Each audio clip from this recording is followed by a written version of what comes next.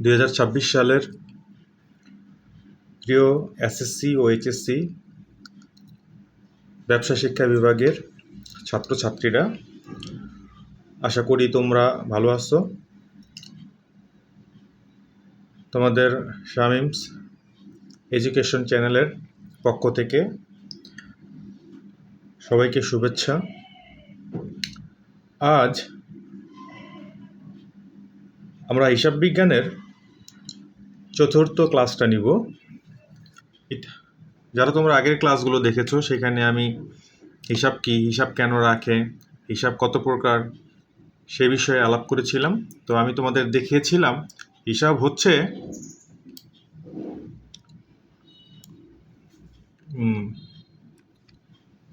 একটু খেয়াল করে দেখো,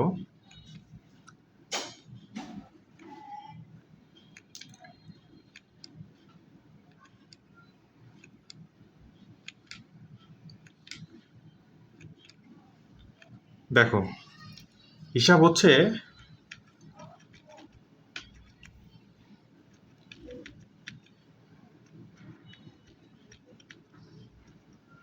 পাঁচ প্রকার। এক, আয়, ব্যয়, সম্পত্তি, দায় ও মালিকানা সত্ত্ব। আগের ক্লাসে আমরা শিখছিলাম হচ্ছে আয় কি, ব্যয় কি, সম্পত্তি কি, আয়ের সংজ্ঞা কি, ব্যয়ের সংজ্ঞা কি, আয় কত প্রকার, ব্যয় কত প্রকার, সম্পত্তি কত প্রকার, এবং এগুলোতে উদাহরণগুলো আমি দিছিলাম এবং কয়েকটা জাবেদাও করে পরে তোমাদের দেখাইছিলাম যে কিভাবে এই হিসাবটা ক্লাসিফিকেশন করে আমরা জাবেদাটা করব। আজকের ক্লাসে আমরা তাহলে শিখব হচ্ছে দায় কত প্রকার, দায় কি, দায় কত প্রকার, এবং মূলধন কি বা মালিকানা সত্ত্ব কি, এবং এটা কত প্রকার এবং তার উদাহরণগুলো কি কি। তো চলো শুরু করা যাক।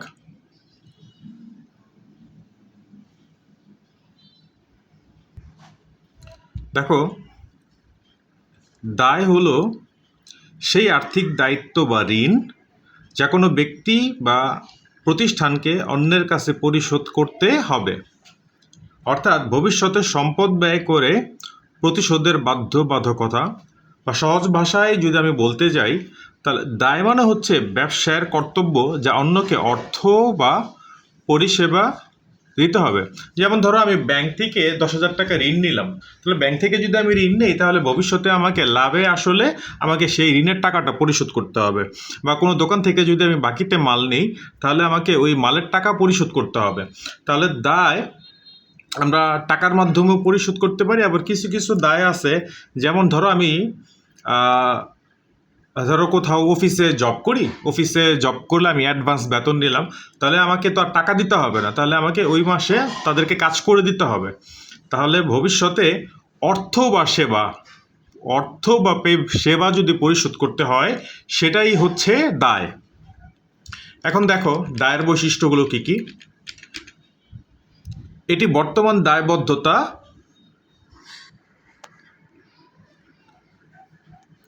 যা ভবিষ্যৎ সম্পদ ব্যয় করে পরিশোধ করতে হয়।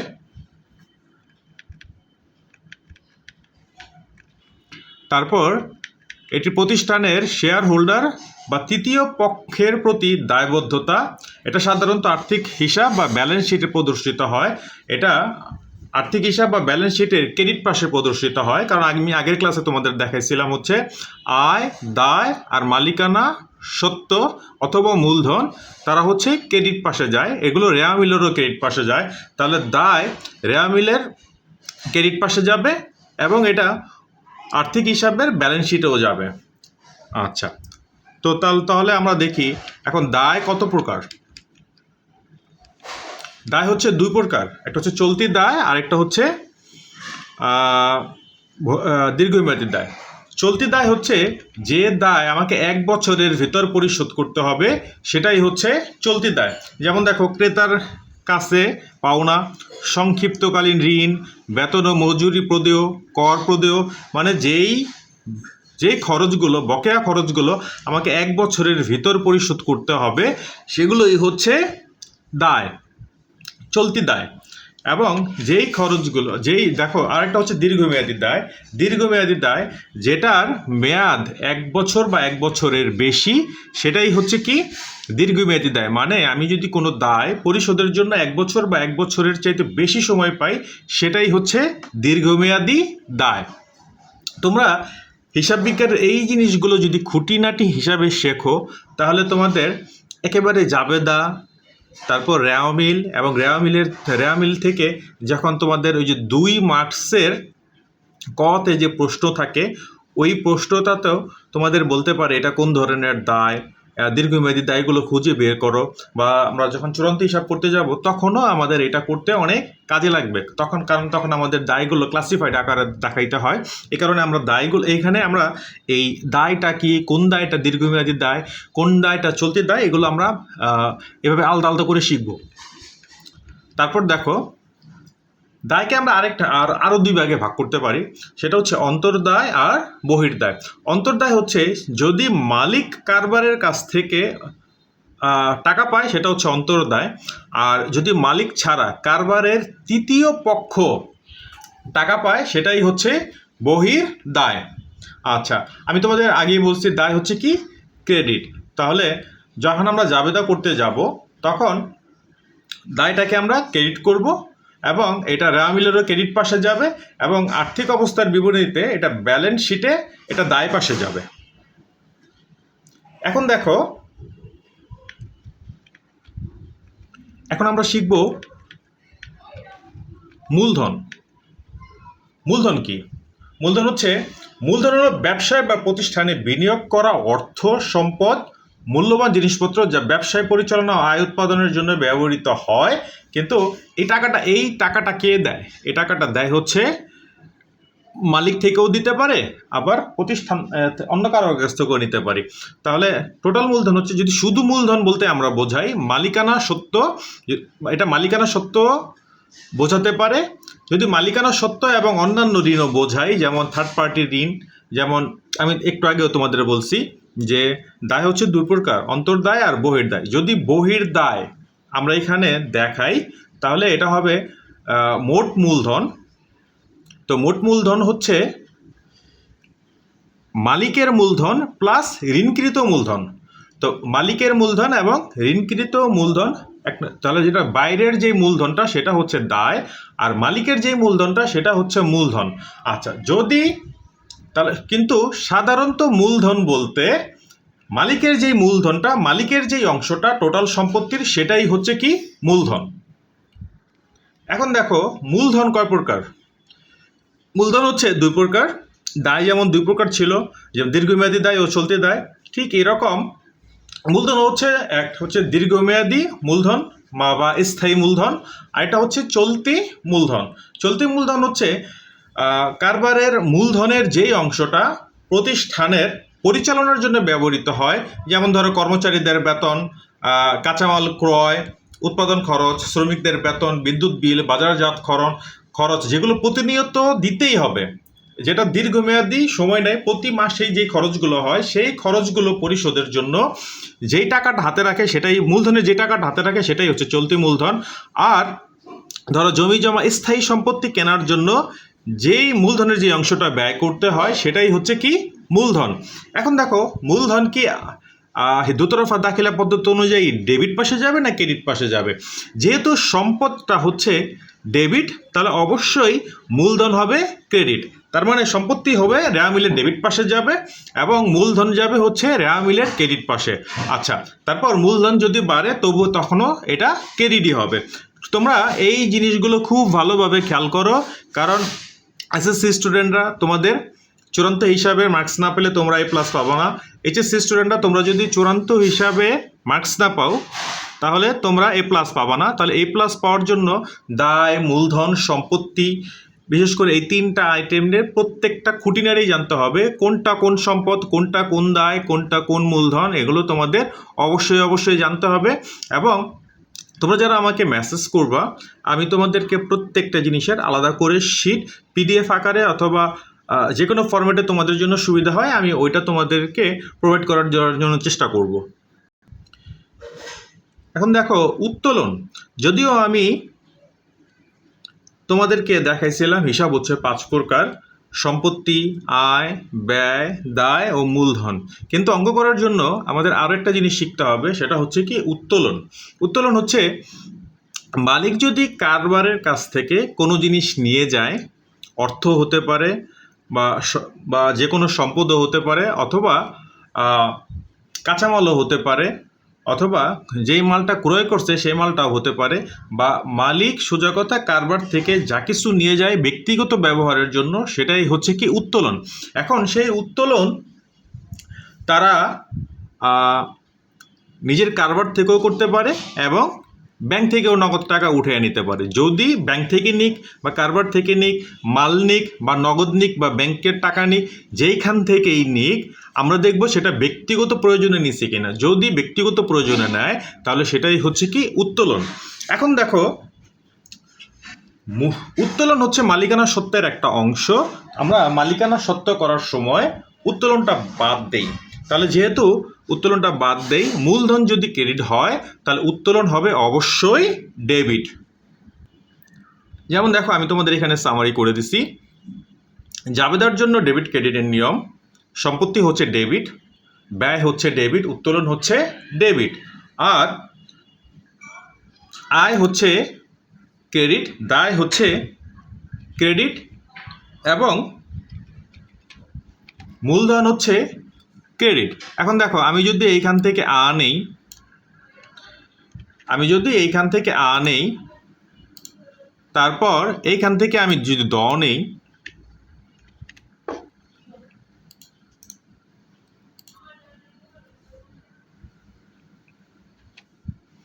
এবং এইখান থেকে আমি যদি ম নেই,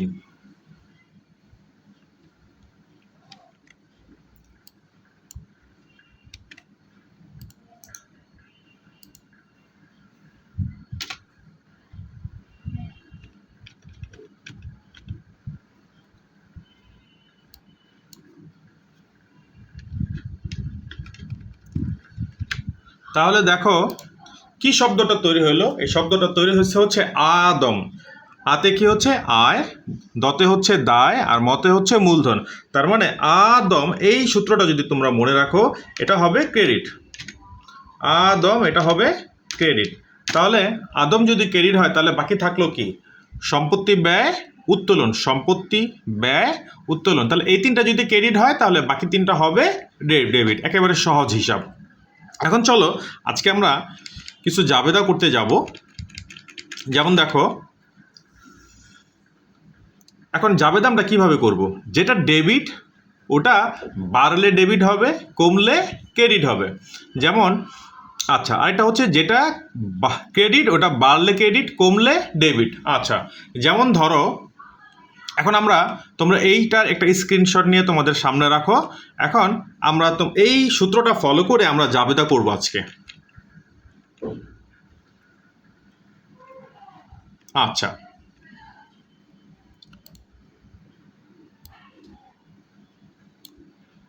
দেখো জাবেদা করার প্রসেসটা কি। জাবেদা করার প্রসেসটা হচ্ছে প্রথমে এই জিনিসটা খেয়াল করো, লেনদেন বিশ্লেষণ। লেনদেন বিশ্লেষণ কোন হিসাবে পড়ে? পরেরটা হচ্ছে কোন হিসাবে পড়ে, এর পরেরটা হচ্ছে কি? হিসাবের নিয়ম। হিসাবের নিয়ম। আচ্ছা, নিচে যাই আমরা। দেখো,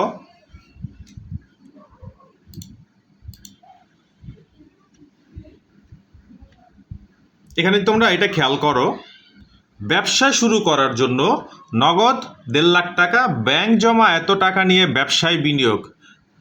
খেয়াল করো, আমাদের ব্যবসা শুরু করছি কি দিয়ে? নগদ হচ্ছে 1.5 লাখ টাকা, আর ব্যাংক জমা হচ্ছে 25,000 টাকা। আচ্ছা, তাহলে তুমি ধরো তুমি একেবারেই পড়াশোনা জানো না, একেবারে তুমি খেয়াল করে দেখো, তুমি যদি তোমার কারবারে ব্যবসায় করো তাহলে তুমি মোটামুটি একটা খাতা কলম নিয়ে চিন্তা করবা যে এই লেনদেনের দ্বারা কারবারে কি কি ঘটছে। আমার ব্যবসায় 1.5 লাখ টাকা যোগ হচ্ছে কত টাকা? 1.5 লাখ টাকা যোগ হয়েছে নগদে, আর 25,000 টাকা যোগ হচ্ছে ব্যাংকে। তার মানে আমার হাতে আছে এখন কত টাকা? আমার নগদে আছে হচ্ছে 1.5 লাখ টাকা, আর ব্যাংকে আছে কত 25,000 টাকা। আচ্ছা, এখন খেয়াল করে দেখো তো নগদ কি সম্পত্তি কিনা আর ব্যাংক জমা সম্পত্তি কিনা। তাহলে আমরা জানি নগদ হচ্ছে সম্পদ আর ব্যাংক জমা হচ্ছে সম্পদ। আচ্ছা, এখন আরেকটা প্রশ্ন হচ্ছে যে এই টাকাটা কে দিল? এই টাকাটা দিচ্ছে হচ্ছে মালিক। তাহলে আরেক দিকে কি বাড়ছে? এটা বাড়ছে হচ্ছে অবশ্যই মূলধন বাড়ছে। কি বাড়ছে? মূলধন বাড়ছে। খেয়াল করে দেখো অবশ্যই সেখানে মূলধন বাড়ছে। আচ্ছা, তাহলে দেখো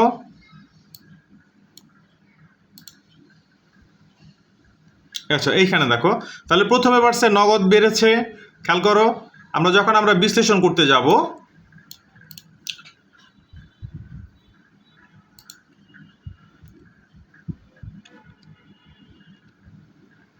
সবাই ভালোভাবে খেয়াল করো,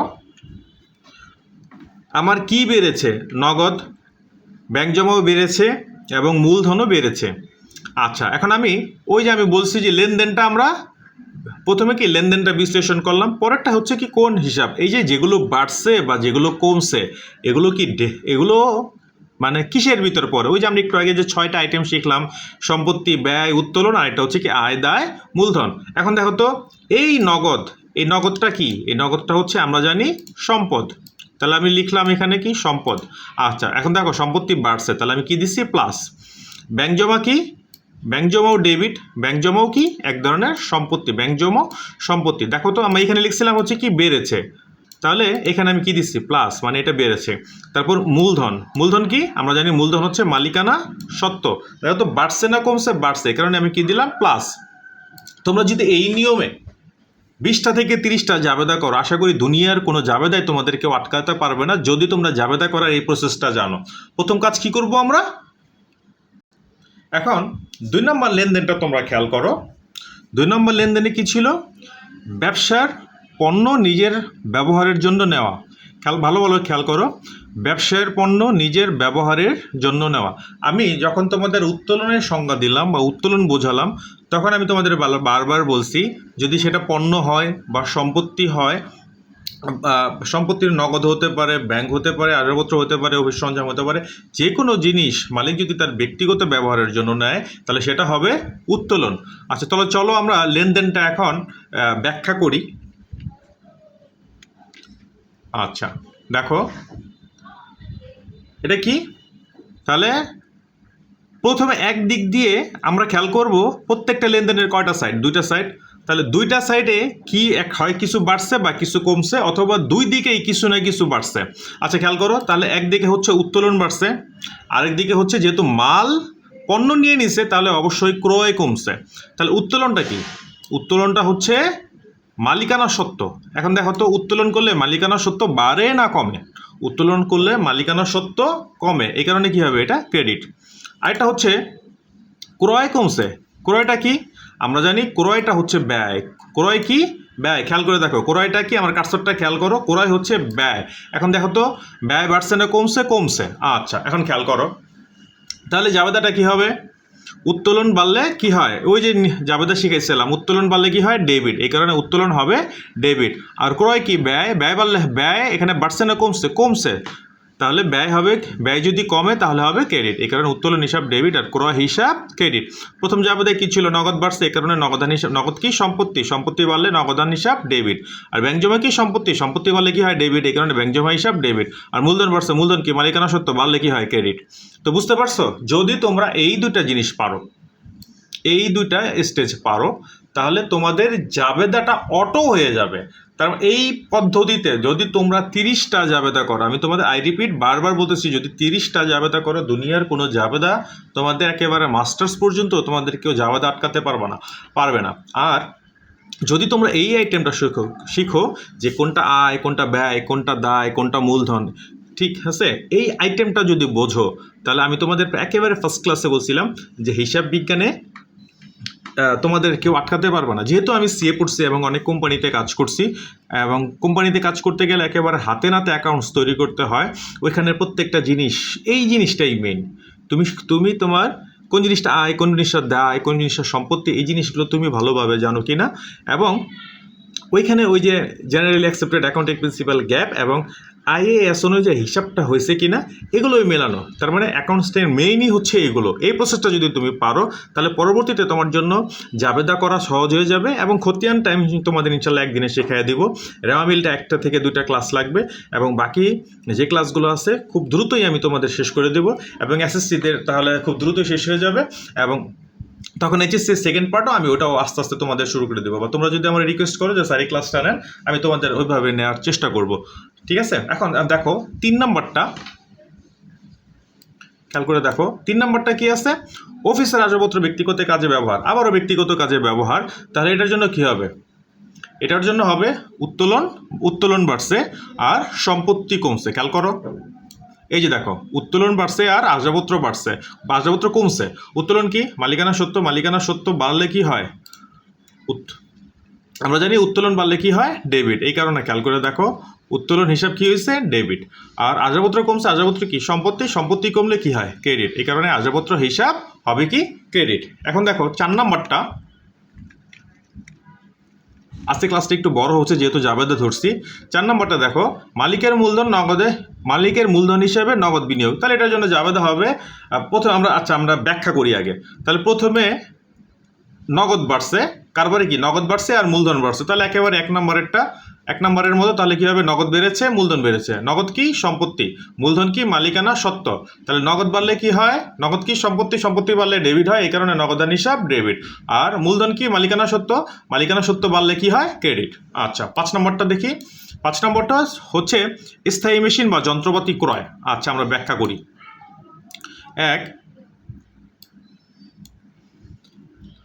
যন্ত্রপাতি যেহেতু ক্রয় করেছি তাহলে অবশ্যই যন্ত্রপাতি বেড়েছে, আর যেহেতু এটা নগদে কিনছি না বাকিতে কিনছি কিছুই বলা নাই, তার মানে অবশ্যই সেটা নগদে হবে। তাহলে যন্ত্রপাতি যদি আমি কিনি, একদিকে যন্ত্রপাতি বেড়েছে আর একদিক দিয়ে কি কমেছে? নগদ কমেছে। যন্ত্রপাতি কি? আমরা জানি সম্পদ। নগদ কি? সম্পদ। আচ্ছা, তো এখন তাহলে সম্পত্তি বাড়ছে, তাহলে কোন সম্পত্তি বাড়ছে? যে সম্পত্তিটা বাড়ছে ওই সম্পত্তির নামে লিখতে হবে। তো যন্ত্রপাতি হিসাব ডেবিট। আর আরেকটা সম্পত্তি কমছে, ওই সম্পত্তির নাম কি? নগদান হিসাব। তো নগদান হিসাব ক্রেডিট। তার মানে তোমরা জাবেদাটা বুঝতে পারতেছো। আমরা এই প্রসেসটা করার পর যেই নামে হিসাব ওই হিসাবে ইফেক্ট করে আমরা ঠিক ওই নামে এই জাবেদাটা দিব, অন্য কোনো নামে আসবে না। যেমন ধরো যন্ত্রপাতি হিসাব, তার মানে যন্ত্রপাতির নামে একটা আলাদা হিসাব, মানে হচ্ছে যন্ত্রপাতির নামে আলাদা একটা বই খোলা। ঠিক যন্ত্রপাতির নামে কি আছে না আছে একটা বই খোলা বা খতিয়ান খোলা। আমি খতিয়ান বললাম না, খতিয়ান বললে তোমরা হয়তো নাও বুঝতে পারো, এই কারণ সোজা কথা হচ্ছে ধরো খতিয়ান নামে আলাদা একটা বই খোলা, কতটুকু যন্ত্রপাতি আছে, কতগুলো যন্ত্রপাতি আছে এটা আলাদা করে একটা বইতে লেখা। আচ্ছা, ঠিক এরকম নগদান বইতেও লেখা। পরে 6 নম্বরটা দেখো, ব্যবসার জন্য জমি ক্রয়। তাহলে ব্যবসার জন্য যদি জমি ক্রয় হয় তাহলে সেম, তাহলে একদিক দিয়ে জমি বেড়েছে, জমি কি? সম্পত্তি। জমিটা হচ্ছে সম্পত্তি। আর নগদ কমেছে, নগদ কি? সম্পত্তি। তাহলে একদিক দিয়ে জমি জমা হিসাব ডেবিট, নগদান হিসাব ক্রেডিট। আর এটা হচ্ছে 7 নম্বরটা, ব্যাংক থেকে ঋণ নিছে। তাহলে ব্যাংক থেকে যদি ঋণ নেয় তাহলে নগদ বাড়ছে, আর একটা কি বাড়ছে? দেখো ব্যাংক ঋণ বাড়ছে। ব্যাংক ঋণ কি? দায়। ব্যাংক ঋণ হচ্ছে দায়। আর নগদটা কি? সম্পত্তি। নগদ হচ্ছে সম্পত্তি। এই কারণে নগদ বাড়ছে, আমরা জানি নগদ বাড়লে কি হবে? নগদান হিসাব ডেবিট। আর ব্যাংক ঋণ বাড়ছে, ব্যাংক ঋণ কি? দায়। আমরা জানি দায় বাড়লে কি হয়? ক্রেডিট। এই কারণে ব্যাংক ঋণ হিসাব ক্রেডিট। আচ্ছা, এখন দেখো আজকে ক্লাস শেষ পর্যায়ে আর মাত্র 3টা আছে। যদি তোমরা এই শেষের জাবেদাগুলো বারবার প্র্যাকটিস করো, বারবার টেনে টেনে দেখো, তাহলে তোমাদের জন্য জাবেদা একেবারে সহজ হয়ে যাবে। পরে দেখো 8 নম্বর হচ্ছে বাট্টা প্রাপ্তি। বাট্টা প্রাপ্তির সাথে বারবার খেয়াল করে রাখো, বাট্টা প্রাপ্তির সাথে নগদের কোনো সম্পর্ক নাই। বাট্টা প্রাপ্তি মানে হচ্ছে পাওনাদার আমার কাছ থেকে 5,000 টাকা কম রাখছে, এই কারণে 5,000 টাকা যেহেতু আমার কম রাখছে তাহলে জাবেদ হবে কি? পাওনাদার কমেছে আর বাট্টা আয় বেড়েছে। তাহলে পাওনাদার কি? দায়। দায় বাড়লে কি হয়? ক্রেডিট। দায় বাড়লে দায় কমছে, দায় কমলে কি হবে? ডেবিট। এই কারণে পাওনাদার হিসাব ডেবিট আর বাট্টা আয় হিসাব ক্রেডিট। আচ্ছা, এটা হচ্ছে মাকিতে মাল ক্রয় করছে। তাহলে মাল ক্রয় কি? আমরা জানি মাল ক্রয় হচ্ছে ব্যয়, আর নগদ কি? সম্পত্তি। তাহলে ব্যয় বাড়লে কি হয়? ডেবিট। তাহলে সংশ্লিষ্ট ব্যয় হিসাবে লিখতে হবে। তাহলে এই জায়গায় সংশ্লিষ্ট ব্যয় হচ্ছে ক্রয় হিসাব ডেবিট আর নগদান হিসাব ক্রেডিট। আচ্ছা, 10 নম্বরটা হচ্ছে বিজ্ঞাপন ব্যয়। 10 নম্বরটা হচ্ছে বিজ্ঞাপন। খেয়াল করে দেখো 10 নম্বরটা হচ্ছে এই যে দেখো এখানে দেখো 10 নম্বরটা হচ্ছে বিজ্ঞাপন ব্যবসার প্রচার বা বিপণন খরচ 30,000 টাকা।